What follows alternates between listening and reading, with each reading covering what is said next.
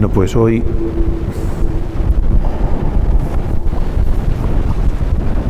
como ya hemos dicho y sabemos, se acaba el año litúrgico y coincide que se clausura también el año de la fe. Hoy en la Iglesia Universal pues es fiesta. En el Vaticano el Papa pues una misa solemne pues estará clausurando el año de la fe de las distintas catedrales y parroquias, etcétera. Nosotros vamos a tener este tiempo de retiro y después de celebración en torno a la virtud de la fe. Voy a comentar algunas de las ideas que en esta carta encíclica firmada por el Papa Francisco, pero iniciada por el Papa Benedicto XVI, Lumen Fidei, la luz de la fe, pues ahí hay un desarrollo de lo que es la fe, de lo que debe ser nuestra fe. Dice así: la fe nos abre el camino y acompaña nuestros pasos a lo largo de la historia. La fe va abriendo camino y nos va acompañando. Somos hombres y mujeres de fe, tenemos fe. Y la fe no se puede dejar guardada, pues no sé, en la iglesia cuando me voy, o en aquel lugar de oración cuando he terminado, ni nada. La fe me acompaña siempre. Es una condición, somos creyentes. Por eso, si queremos entender lo que es la fe, tenemos que narrar su recorrido, el camino de los hombres creyentes, cuyo testimonio encontramos en primer lugar en el Antiguo Testamento. Entonces hace toda una exposición de la fe de Abraham, un hombre de fe, un hombre que recibió un encargo del Señor, una vocación, que iba a ser padre de un gran pueblo. Todos sabemos la historia de Abraham. Abraham no comprendía cómo él y su mujer, que no tenían hijos, iban a ser padres de un gran pueblo. Pero Abraham, dice la Sagrada Escritura, creyó contra toda esperanza, creyó, se fió y se puso en marcha hacia un lugar que se llamaba la Tierra Prometida, que no la conocía, pero se pone en marcha guiado por la fe, por la luz de la fe. Después ya sabemos que de él nacería Isaac, el único hijo, y encima Dios somete a prueba la fe de Abraham y dice: sacrifícame a tu hijo. Él no entendía nada. A veces el Señor nos pone en una situación de límites para ver hasta dónde llega nuestra fe. Entonces, pues él no comprende nada, pero se va al monte Moria, monte sagrado. ¿Sabéis dónde está el monte Moria? En el centro de Jerusalén. Jerusalén se construyó en torno al monte Moria. Si habéis visto una fotografía o habéis estado en Jerusalén, veis que arriba en la explanada del templo hay una mezquita con una cúpula que parece de oro, cúpula dorada. Ese es el monte Moria. Entonces primero los judíos y después los islámicos hicieron sobre ese monte Moria esa mezquita. Cuando se pasa, si te dejan pasar, yo pasé una vez, pero la segunda ya no me dejaron. Entonces hay unas oquedades que metes la mano y tocas el monte Moria. Bueno, pues monte sagrado. Allí estaba dispuesto Abraham a cumplir la voluntad de Dios, creyendo que eso era lo que le pedía. Hasta que Dios dijo: no hagas nada a tu hijo, ya veo que eres un hombre creyente. Abraham no ve a Dios, pero oye su voz. Nosotros no vemos a Dios, pero oímos su voz. Oímos su voz leyendo la palabra. Oímos su voz cuando alguien nos habla de Dios. Oímos su voz en la conciencia, en el interior de nuestra conciencia, cuando nos quedamos en silencio y escuchamos esa voz interior que nos habla de muchas cosas. Sobre todo nos habla de amor, y nos habla de entrega, nos habla de fe. De este modo, la fe adquiere un carácter personal. La fe es algo que yo tengo, que tú tienes. Y claro, como somos muchos, tenemos todos. Pero es algo muy personal. Si tú no tienes fe, aunque estés rodeado de una masa de gente creyente, no te enteras. Hay gente que va a una peregrinación o viene a misa los domingos, pero no tiene la fe suficiente, entonces no se entera. Le rodea una multitud que tiene fe, pero ellos se van igual que han entrado. He cumplido, he estado allí. Algunas madres, eso pasa, vienen porque los hijos van a hacer la comunión, entonces tienen que venir los niños y entonces sus madres la acompañan, pero algunas madres, si no fuera por eso, no vendrían y se van lo mismo que han venido, sin fe. La fe es algo personal, porque Dios es persona y habla de tú a tú, de tú a tú. Bien, aquí Dios no se manifiesta como el Dios de un lugar, ni tampoco aparece vinculado a un tiempo sagrado determinado, sino como el Dios de una persona. Es decir, Dios no es un Dios de un lugar, de la iglesia, de la capilla, de la catedral, del santuario. No es un Dios de un lugar, es un Dios de todos, es un Dios personal que sigue a la persona allí donde esté. Es como, os poner un ejemplo no se puede equiparar ni mucho menos, pero por ejemplo tú vas con el GPS de los coches o con el mismo móvil, pues te va acompañando la onda a donde vayas, porque es tuyo, es para ti, y te dirige el camino. Bueno, pues la fe es la respuesta a una palabra. Es la respuesta a una palabra. Dios te habla, pero espera respuesta. ¿Qué le vas a decir al Señor? A ese Señor que te ha llamado, que te ha encomendado una tarea, que te ha sugerido una idea. ¿Qué le vas a decir al Señor? Una palabra que interpela personalmente a un tú, que nos llama por nuestro nombre. Dios nos llama por nuestro nombre. El nombre en la Biblia hace referencia a la persona. Una persona sin nombre no sería nada. Por eso lo primero que se hace cuando nace un niño es ponerle un nombre. Y sobre todo cuando se bautiza, porque es una identidad. No, pues Dios te llama por tu nombre, a ti en concreto, y te expone su plan, te dice lo que espera de ti, y hay que escucharle como persona y no refugiarnos. Después hay que vivir la fe en comunidad, pero no refugiarnos en la masa anónima, sino ser personas que se dirigen a otra persona o a tres personas, Padre, Hijo y Espíritu Santo. Lo que esta palabra comunica a Abraham es una llamada y una promesa. Dios llama y Dios promete. Os daréis cuenta cuando leéis, después lo veremos, en el diario de Santa Faustina, el Señor siempre está llamando y siempre está prometiendo. Promete la misericordia, promete el perdón, promete la vida eterna, pero Dios llama antes. En primer lugar, es una llamada a salir de tu tierra, una invitación a abrirse a una vida nueva, comienzo de un éxodo que lo lleva hacia un futuro inesperado. Y es bonito cómo el Señor nos llama, nos hace muchas veces salir de nuestro pequeño círculo, de nuestra comodidad o de nuestro pueblo, y nos lanza a donde quiera. Los sacerdotes somos llamados y salimos de nuestro pueblo a donde Dios quiera. Vamos a veces de pueblo en pueblo. O si Dios llama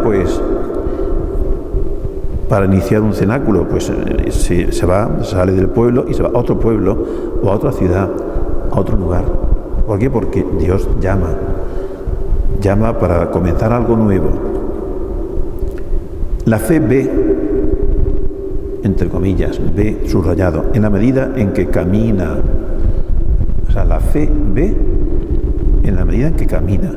Como nos quedemos estancados allí donde estamos, sin ánimo de progresar, sin ánimo de avanzar, la fe se termina por apagarse. La fe ve cuando caminamos, cuando estamos en marcha. Yo soy el camino, dice el Señor, yo soy el camino.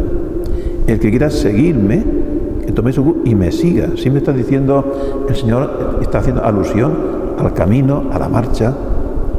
Venid conmigo, venid, os haré pescadores de hombres. Los que me sigan, etcétera, etcétera. Todo el Evangelio es una invitación al caminar detrás de Jesús. La fe ve cuando se camina, en que se adentra en el espacio abierto por la palabra de Dios. ¿Caminamos hacia dónde? Hacia el espacio abierto por la palabra de Dios. Cuando leemos la Biblia, sobre todo el Nuevo Testamento, vemos cómo el Señor nos abre un panorama, un espacio maravilloso que antes a lo mejor no soñábamos. Das un rato de oración y de pronto pues te sugiere algo nuevo, te marca unas fronteras nuevas. Entonces la fe se adentra en ese espacio abierto por la palabra de Dios. Esta palabra encierra además una promesa. Tu descendencia será numerosa, serás padre de un gran pueblo. La descendencia puede pensarse en la familia de sangre o en la familia del espíritu. O sea que uno, guiado por la palabra, se pone en camino hacia una tierra que le promete Dios. Y en esa tierra empieza a surgir una familia, empieza a surgir unos hermanos que antes no te conocían, pero te van conociendo, nos vamos conociendo, y se va ensanchando los límites de esa familia. Y después resulta que vamos conociendo a mucha gente que antes ni sabíamos que existían, pero Dios cumple la promesa. Lo que se pide a Abraham es que se fíe de esta palabra, que se fíe de esta palabra de Dios. Confianza. Esto aparece en el diario de Santa Faustina. El Señor lo está diciendo continuamente, que se fíe, que confíe. Jesús, confío en ti, me fío de ti. La confianza es el recipiente que va a contener la misericordia. Más confianza, más grande el recipiente, más misericordia. Se pide a Abraham que se fíe de esa palabra. Y la fe acoge esta palabra como roca firme. ¿Recordáis aquello que dice el Señor? El que escucha esta palabra mía y la pone en práctica se parece a aquel que edificó su casa sobre roca firme. Ya pueden venir los vientos y los huracanes, no se cae la casa porque está fundamentada sobre roca firme, que es la palabra, para construir sobre ella con sólido fundamento. ¿En qué nos fundamos nosotros? En la palabra de Dios. Dios me habla y yo intento edificar mi vida sobre esa palabra, esa llamada. El hombre fiel recibe su fuerza, dice el Papa, confiándose en las manos de Dios. El hombre fiel recibe su fuerza, confiándose en las manos de Dios. Es decir, estamos en las manos de Dios y por tanto no nos puede fallar. No nos puede fallar. Y el Señor siempre va por delante. San Agustín lo explica así: el hombre es fiel creyendo a Dios que promete. Dios es fiel dando lo que promete al hombre. Repito la frase que es muy bonita. El hombre es fiel creyendo a Dios que promete. Y Dios es fiel dando al hombre lo que ha prometido. Es decir, hay una confianza mutua. Dios y el hombre. Hay pues un compromiso mutuo, una promesa que se cumple. Pero Dios necesita que tengamos sed. Dice San Agustín es un genio de todo, que leyendo sus obras, parece que no es del siglo V, sino que de antes de ayer, porque su lenguaje es un lenguaje muy actual. Dice: el Señor tiene sed de que tú tengas sed de Él. Dice San Agustín: el Señor tiene sed de que tú tengas sed de Él. En la cruz dice el Señor: tengo sed. ¿Pero qué sed tiene el Señor? Sí, por supuesto que sed física tendría, pero hay una sed más profunda, que es la sed de nuestra sed de Él, tener sed de Dios. La fe es la llamada a un largo camino para adorar al Señor en el lugar donde le promete. Un largo camino para adorar al Señor. Para adorar al Señor merece la pena hacer el camino que haya que hacer. Si es para adorar al Señor, solamente a Dios adorarás. Dice Jesús al demonio en el desierto: solamente a Dios adorarás. Adoramos al Señor. Adoramos a nuestro Señor, hoy Cristo Rey. El amor divino se describe con los rasgos de un padre que lleva de la mano a su hijo por el camino. Vamos a pensar en esa imagen: padre o una madre que lleva a su hijo por el camino. Hoy la que daba la comunión, la que me ayuda siempre a dar la comunión, no quería salir hoy porque el crío pequeño, en 3 años, 2 o 3 años, pues siempre donde está la madre va él. Al final, porque le he dicho cuando ha comulgado: ayúdame, y el crío ha salido con ella. Bueno, pues eso es, los niños siguen a sus padres, sus madres, a donde vayan. El amor divino se describe como esos rasgos de un hijo que sigue a su padre. Para Israel, la luz de Dios brilla a través de la memoria de las obras realizadas por el Señor. Recordar las obras realizadas por Dios. Cuando alguna vez te sientas un poco fría, dudosa, recuerda los momentos más importantes en los cuales vistes claramente a Dios a tu lado. Recuerda lo que podemos llamar memoria histórica. Recuerda en tu historia los momentos más cercanos a Dios. Cuando tengas dudas, cuando parece que todo es oscuro, recuerda los momentos de luz, los momentos de claridad. La luz de Dios brilla a través de esa memoria. Aprendemos así que la luz de la fe está vinculada al relato concreto de la vida, al recuerdo agradecido de los beneficios de Dios. Y estamos haciendo oración. No es una clase de teología, yo os estoy ayudando a que hagamos un diálogo con el Señor. Entonces, tú piensa ahora en los momentos más fuertes, más bonitos que te has sentido cerca de Dios. Puede ser hace tiempo, puede ser antes de ayer, puede ser, yo qué sé, momentos en los cuales tú has sentido muy cerca a Dios. Dale las gracias.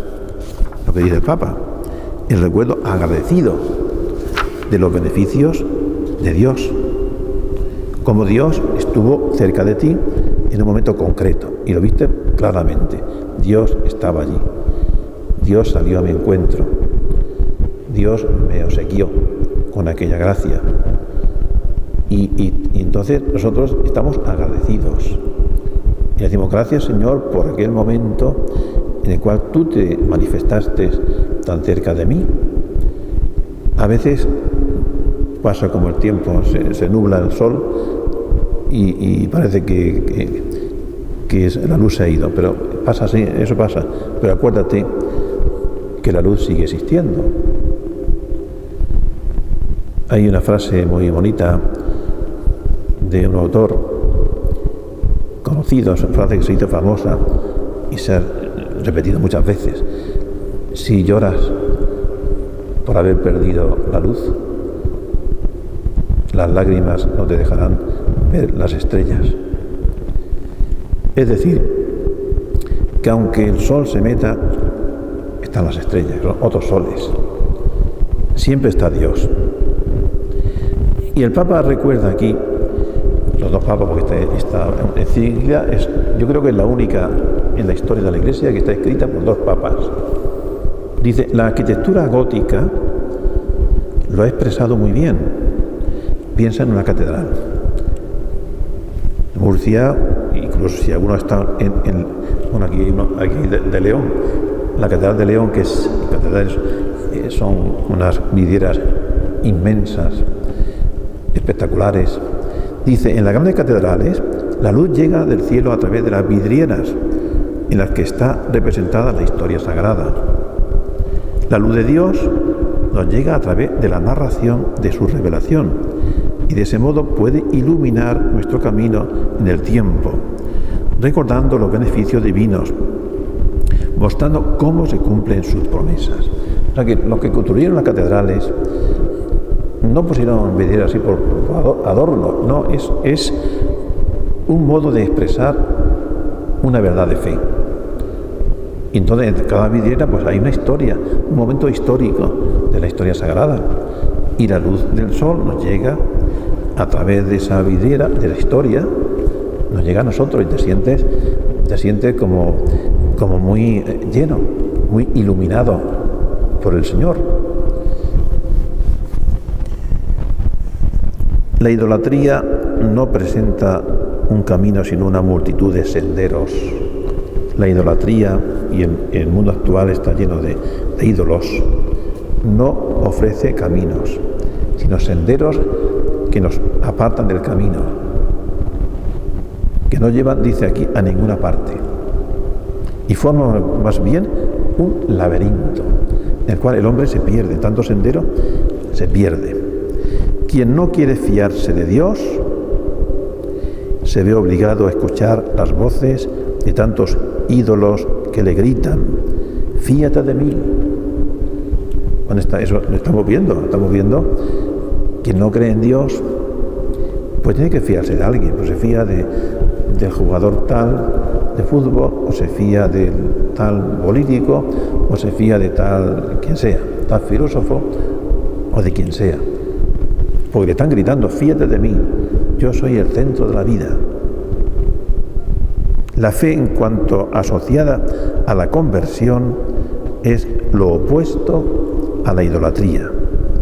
Es separación de los ídolos para volver al Dios vivo, mediante un encuentro personal. Encuentro personal. Mientras no haya un encuentro personal, hemos perdido el tiempo. Esto vale para nuestras reuniones, las catequesis, etc. Mientras no haya un encuentro personal de cada persona que está en ese grupo, o en esa actividad, en ese movimiento, no hemos conseguido nada, porque esa fe no te ha llevado a estar junto a Dios. Es decir, todo lo que hagamos, sea este retiro, sea un cenáculo, sea lo que sea, tiene la finalidad de que cada uno de los que están allí presentes tenga un encuentro íntimo con Dios. Y cuando hay ese encuentro íntimo con Dios, nos vamos llenos porque Dios está conmigo, el Señor está con vosotros, está conmigo. Entonces, esa es la finalidad, no en que pues eso es que esté todo muy bonito y todo muy bien, y eso ayudará, pero ¿a qué? A que haya un encuentro personal de tú a tú, de cada uno con Dios, y después lo celebremos juntos. Y subrayo estas palabras: creer significa confiar. Fijaos lo que dice el Papa, que nos va a sonar muy bien. Creer significa confiarse a un amor misericordioso. Digo, nos va a sonar bien porque conocemos perfectamente esta expresión, pues tomada del diario de Santa Faustina, del Señor. Creer significa confiarse, confianza. Confiarse a un amor misericordioso, que siempre acoge y perdona. Siempre está haciendo una llamada constante el Señor en el diario, está una constante llamada al perdón, a la acogida. Yo quiero perdonar, yo quiero el bien para todos, que sostiene y orienta la existencia, que se manifiesta poderoso en su capacidad de enderezar lo torcido de nuestra historia. Por tanto, ¿qué es creer? Cuando alguien dude y te pregunte, o tú quieras ayudarle, ¿qué es creer? ¿Tú crees? Sí, pero ¿qué es creer?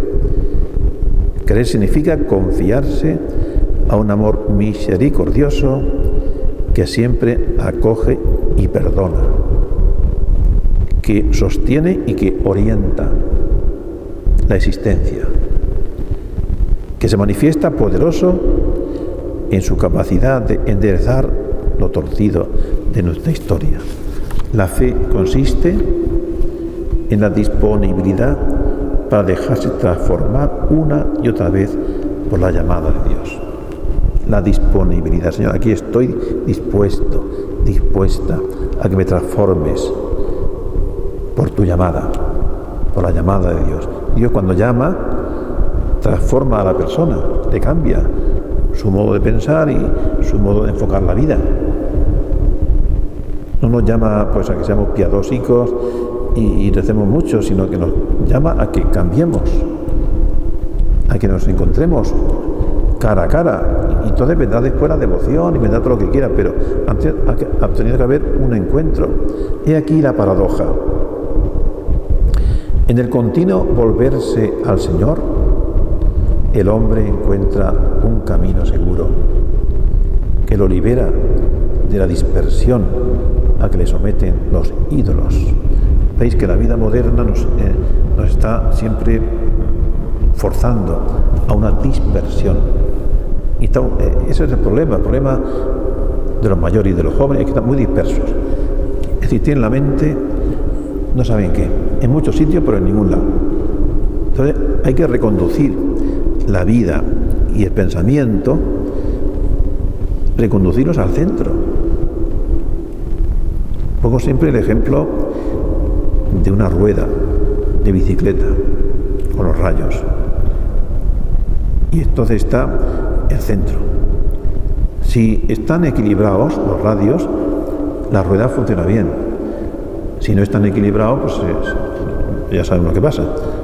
Se hace un 8. Bueno, pues entonces hay que centrar la vida de las personas que se acercan a Dios, centrarla y decir, mira, tu centro es Dios, el Dios personal que está presente en Jesucristo, que se ha hecho hombre por nosotros y está en la Eucaristía, Si no, no estamos centrados. Hay que centrarse en lo fundamental. El hombre encuentra un camino seguro que lo libera de la dispersión a que le someten los ídolos. Y por eso todo el problema de nuestra sociedad moderna, mayores y jóvenes, es que estamos dispersos, estamos totalmente desorientados. Y como estamos desorientados, no tenemos una dirección a dónde ir. Y vivimos la vida, y que la vida pues nos vaya llevando, y lo va llevando de un lado para otro. No hay una meta, no hay un compromiso. La palabra compromiso es muy seria, por eso la gente no quiere ni nombrarla. No hay compromiso, no hay proyecto. No, vamos a ver qué proyecto tienes. Cuando se va a hacer una edificación, lo que sea, hay un proyecto que tiene que estar aprobado. Y hay que preguntarle a las personas que se relacionan con nosotros, sobre todo a la gente joven, ¿qué proyecto tienes tú para tu vida? Y ese proyecto está contrastado, está revisado, es el idóneo, porque a veces nos podemos equivocar. ¿Qué proyecto tienes? ¿Cuál es la meta de tu vida? ¿De dónde vienes? ¿A dónde vas? ¿Qué camino estás tomando? Y pensar,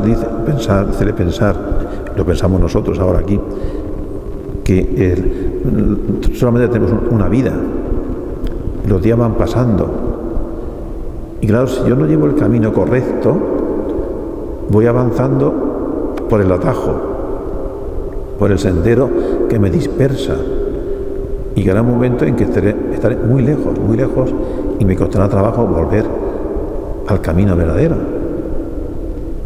Y claro, es una pena que tantas veces y tantas personas pierdan o perdamos el tiempo tomando caminos equivocados.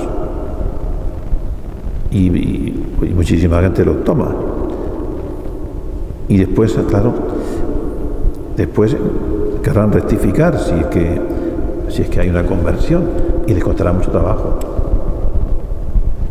El acto de fe individual se inserta en una comunidad. Antes hemos visto que es un encuentro personal, pero esa fe individual tiene que estar protegida, tiene que estar insertada en una comunidad. Yo soy la vid, vosotros los sarmientos. Y una vid, un tronco, tiene muchos sarmientos y da fruto. Entonces tenemos que estar insertados en una comunidad de creyentes. Decía Benedicto XVI que si el cristiano no está insertado en una comunidad, está a la intemperie, está expuesto a perderse, porque es muy fuerte la presión que hay en la sociedad y en la calle, muy fuerte. Bueno, no hace falta que yo lo diga, pero ahí está, es una presión enorme. ¿Para qué? Pues para apartarnos de Dios, para que nos vayamos por otros caminos, para que dejemos nuestra práctica religiosa, etcétera, etcétera. Si no estamos protegidos por una comunidad, pues estamos solos, y es fácil que el demonio tiente. Por eso el Señor quiso constituir una comunidad y llamó a unos apóstoles, y después la Iglesia, una comunidad de creyentes, una familia. Es decir, un nosotros, somos nosotros. El nosotros común del pueblo, que en la fe es como un solo hombre, mi hijo primogénito, como llama Dios a Israel. Dios llama a Israel, el pueblo suyo, mi hijo predilecto. Es una unidad. Por eso la Iglesia es una. No solamente porque haya una sola, sino porque tiene que estar unida. Nuestros grupos tienen que estar unidos. Nuestros ambientes, hay que reconducirlos a la unidad. En el encuentro con los demás, la mirada se extiende a una verdad más grande que nosotros mismos. Decía, aquí cita el Papa, pues a un célebre filósofo que se lamentaba de no poder ver a Dios personalmente. ¿Cuántos hombres entre Dios y yo? Es tan simple y natural que Dios se haya dirigido a Moisés para hablar a Rousseau. Es decir, Dios llama en concreto a alguien, y ese alguien debe sentirse arropado por los otros que han sido también llamados, que es la Iglesia. La fe es un don gratuito de Dios que exige la humildad y el valor de fiarse y confiarse. Fe y humildad, para poder ver el camino luminoso del encuentro entre Dios y los hombres, la historia de la salvación. Repito, la fe es un don gratuito. No podemos pretender que una persona crea a base de probarle, de razonamientos, de etcétera, etcétera. No, la fe es un don de Dios. Entonces la persona tiene que abrirse a ese don de Dios, que es gratuito, pero tiene que abrirse. Y no podemos a la fuerza pensar o pretender que una persona crea porque yo le he expuesto la verdad, porque, en fin, porque me he esforzado en que crea. No, la fe es un don gratuito de Dios, que exige humildad, porque la soberbia es una cerrazón en uno mismo. Hay que abrirse. Y el valor de fiarse y confiarse para poder ver el camino luminoso del encuentro entre Dios y los hombres, la historia de la salvación. La historia de la salvación es el camino luminoso entre Dios y los hombres. La historia de tu salvación es el camino luminoso entre tú y Dios. Tú y Dios. Entonces, nuestra vida debe ser luminosa. Es decir, que ilumine, que me ilumine a mí y que ilumine a los demás. Vosotros sois la luz del mundo. Y la luz no se esconde debajo de la cama, sino se pone sobre el candelero para que alumbre hacia los hombres. Vamos a ver, esto es interminable, pero quiero hacer una referencia a algunos momentos, a algunos puntos del diario de Santa Faustina, donde se habla de la fe. Dice: oh vida gris y monótona, ¿cuántos tesoros encierras? Ninguna hora se parece a la otra, pues la tristeza y la monotonía desaparecen cuando miro todo con los ojos de la fe. Oh vida gris y monótona, ¿cuántos tesoros encierras? Esa vida que decimos es que todos los días igual, ¿cuántos tesoros encierras? Ninguna hora se parece a la otra, pues la tristeza y la monotonía desaparecen cuando miro todo con los ojos de la fe. Cuando miramos la vida con ojos de fe, no hay aburrimiento. Y tú no te aburres, y tú tal, no. Recuerdo una religiosa benedictina, trapense, que pertenecía a un monasterio de Arévalo, en la provincia de León, no, Arévalo, no, de Ávila, o Segovia. Pero quería vivir una experiencia de soledad, más soledad. Y entonces, como era navarra, y don Javier Azagra era navarro, le dijo: don Javier, allí en Murcia tendría yo algún lugar para vivir en soledad, como en Vitaña. Bueno, sí, entonces sí, se le buscó un lugar y se vino al campo de Abarán. Allí, pues, en una casa, pues, antigua casa de campo, un poco adaptada como pequeña casa de oración. Allí se vino sola. Ahí estuvo tiempo sola. Pero ella quería más austeridad todavía. Y entonces, pues, se le acondicionó en aquellos campos de solidarios. Hay una iglesia, una torre. Bueno, pues ella quiso vivir en la torre.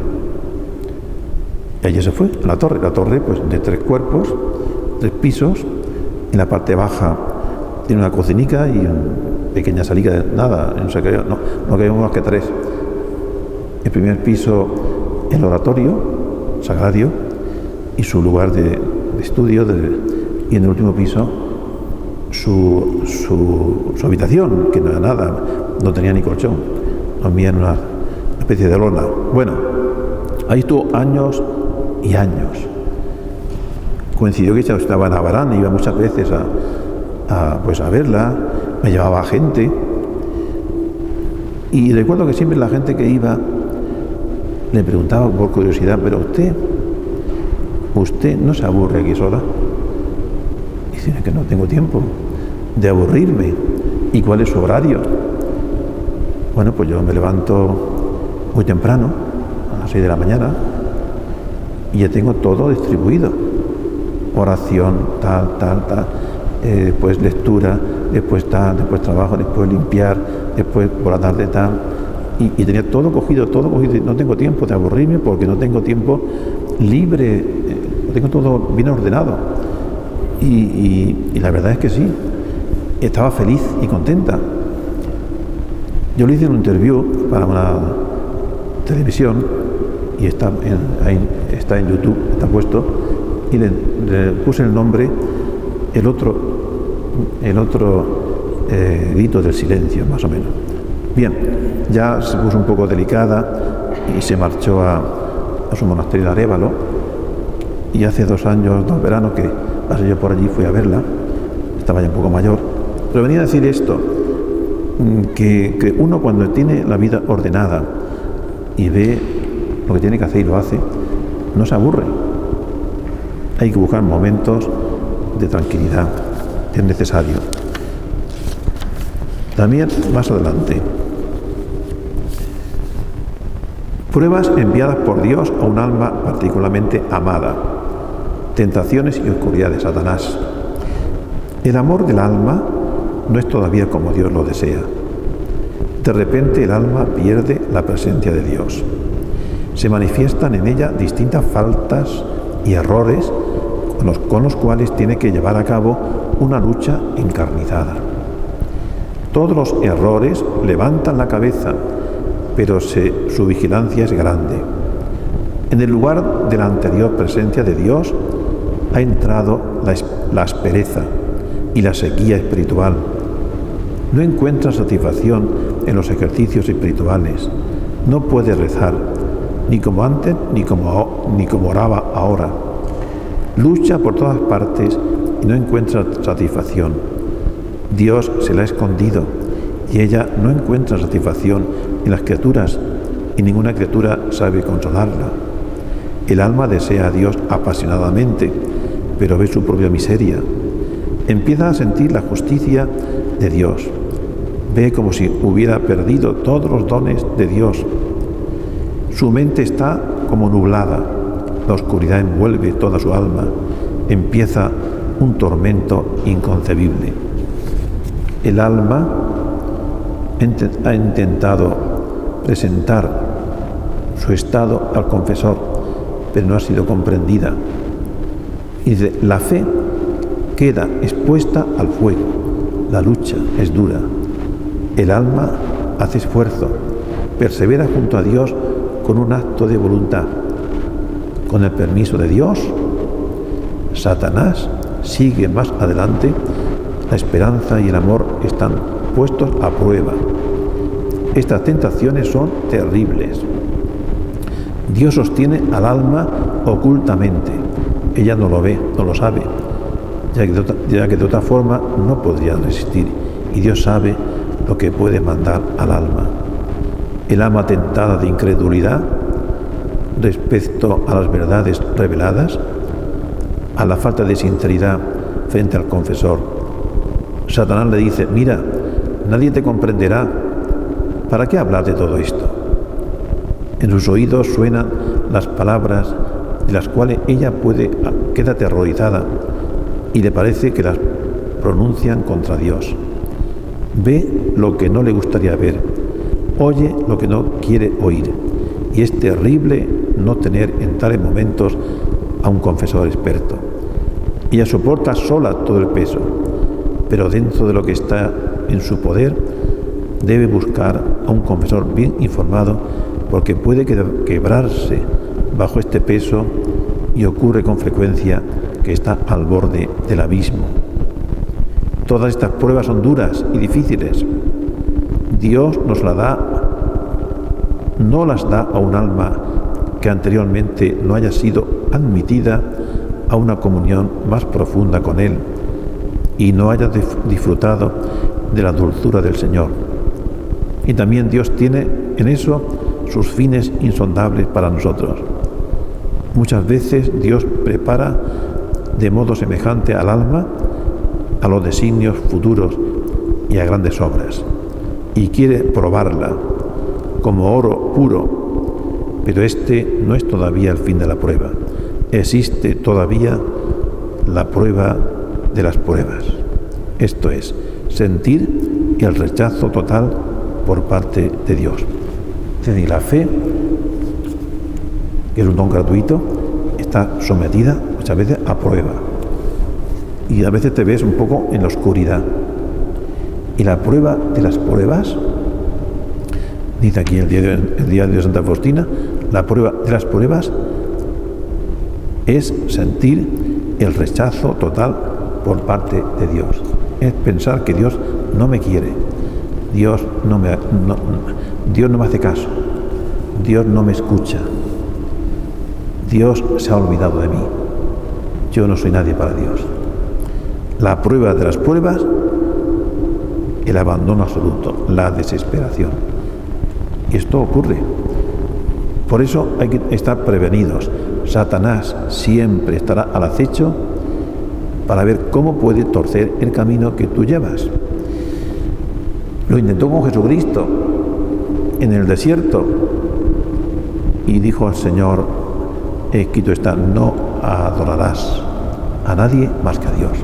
Apártate de mí, Satanás, que me sirve de tentación. Es decir, hay que estar prevenidos y no pensar que porque yo he perdido, al parecer, esa luz que tenía antes, esa alegría, ese gozo, esa felicidad, ya estoy apartado de Dios. No, es que está sometiendo el Señor a prueba tu fe. Ruego ardientemente al Señor que se digne reforzar mi fe, para que en mi gris vida cotidiana no me guíe según las consideraciones humanas, sino según el Espíritu. Oh, como todo atrae al hombre hacia la tierra, pero una fe viva mantiene el alma en una esfera más alta, y el amor propio le asigna el lugar que le corresponde, es decir, el último. La fe. Bueno, hay multitud de citas. Por terminar con esta, en el punto 1815, que ya es al final casi del diario. Hoy, en la Santa Comunión, deseo unirme a Jesús lo más estrechamente posible a través del amor. Deseo a Dios tan ardientemente que me parece que no llegaré al momento en que el sacerdote me dé la Santa Comunión. Mi alma cae como un desmayo por anhelar a Dios. Esto es la fe en la presencia real de Jesucristo, en la Eucaristía. Bueno, y finalmente quería comentaros algo. Hay un libro que acaba de publicarse porque el viernes llegó a la librería este ejemplar y lo compré. El único ejemplar. Es un libro que yo recomiendo especialmente. Se titula Las homilías de la mañana, del Papa Francisco. Lo que está predicando cada día, pues lo van recogiendo, claro. Ha salido el primer tomo, que es este. Las homilías de la mañana. Son preciosas. Bueno, ya lo que conocemos a través de los medios, de internet, vemos cómo llega al alma, de verdad. Bueno, pues el Papa, en esta voy a escoger algunas de ellas, porque todas son predicadas con un lenguaje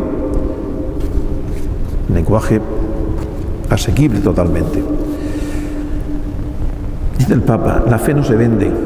Es siempre la titular. La fe no se vende. Para encontrar mártires no es necesario ir a las catacumbas o al Coliseo. Actualmente los mártires están vivos en numerosos países. Los cristianos son perseguidos debido a la fe. Hoy son perseguidos debido a la fe.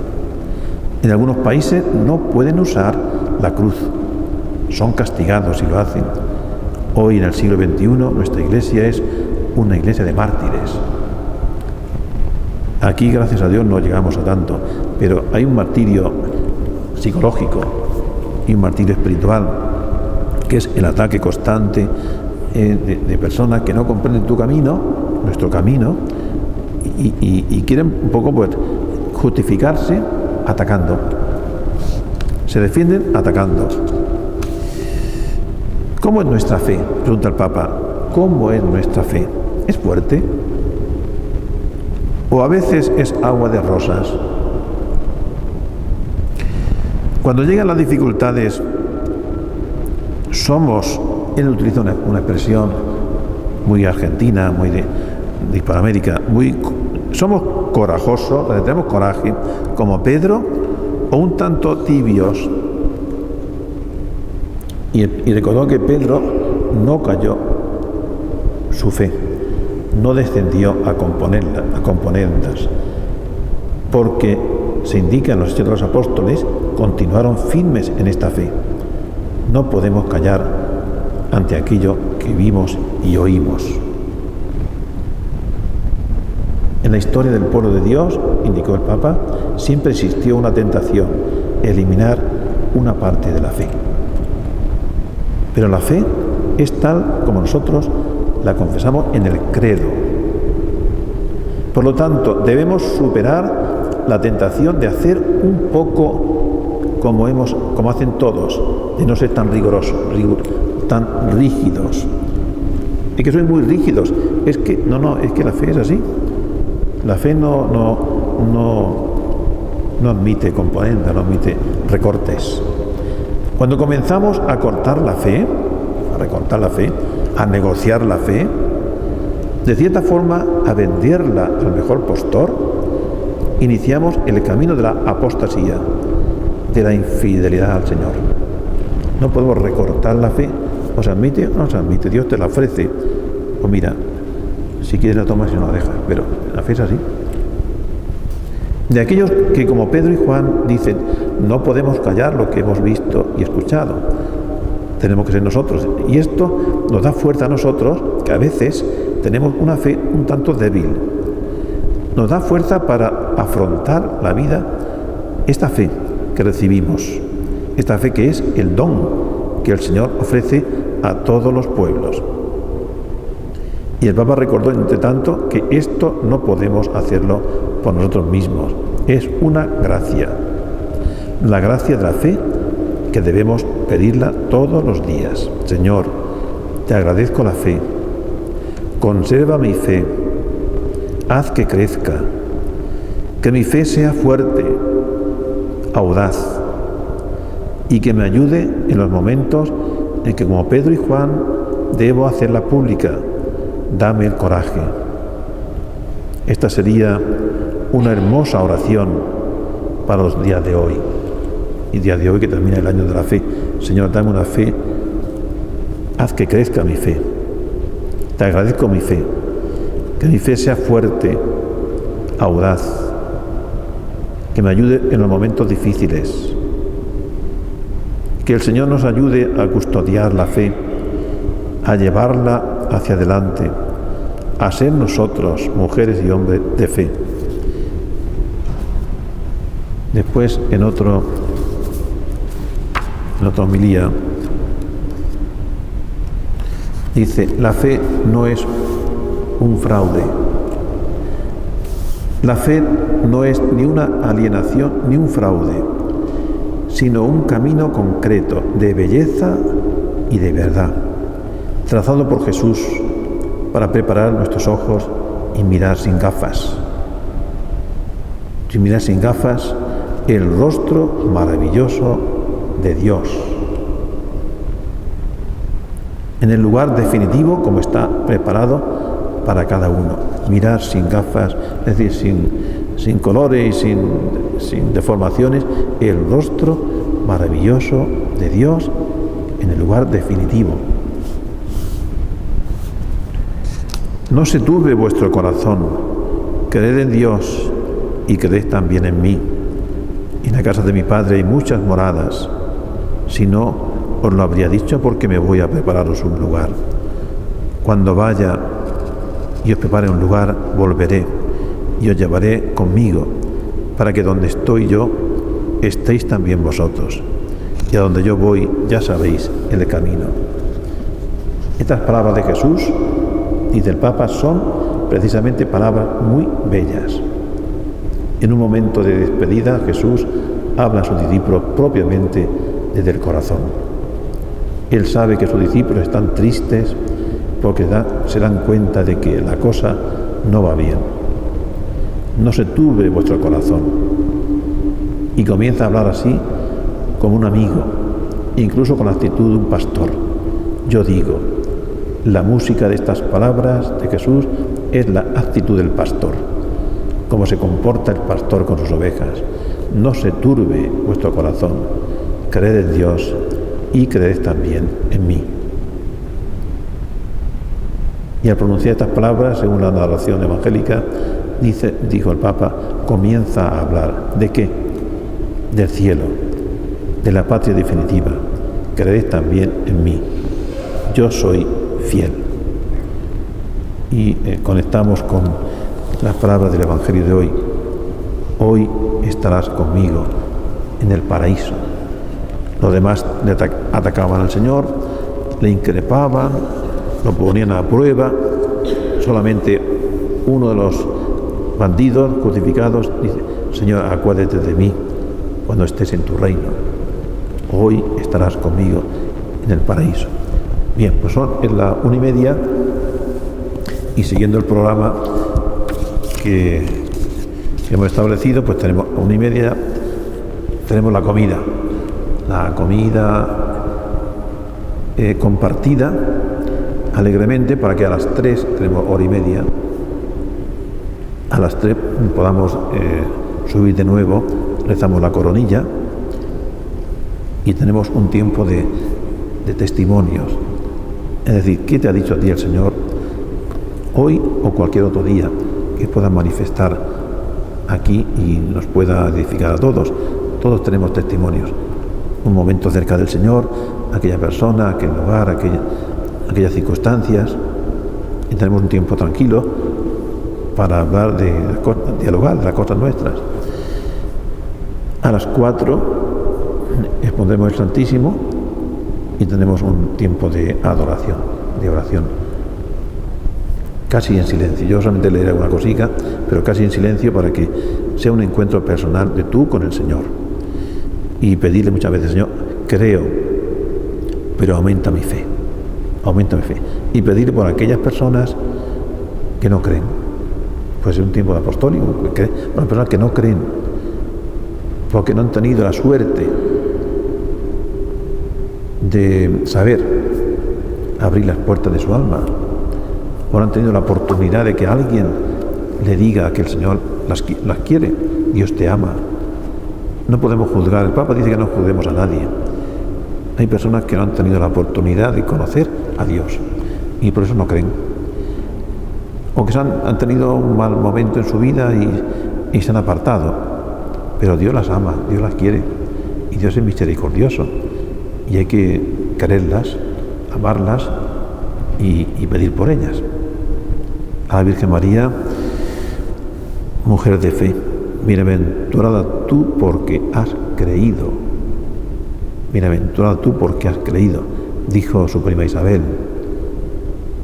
Palabras sin duda que Dios le inspiró a Isabel. Bienaventurada tú porque has creído, porque lo que van a hacer de ti es el Hijo de Dios.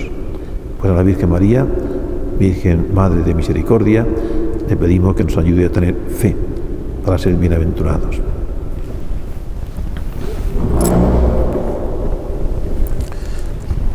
Te damos gracias, Señor, por todos tus beneficios que nos has concedido en este tiempo de oración. Ayúdanos, Señor, a tener fe, que nos fiemos de ti, que nuestra fe sea fuerte, sea constante, sea segura y sea alegre. Estamos contentos porque tenemos fe.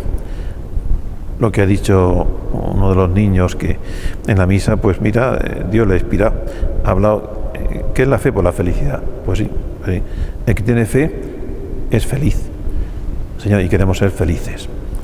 Te lo pedimos por la intercesión de tu Madre, nuestra Madre, Maestra de Fe.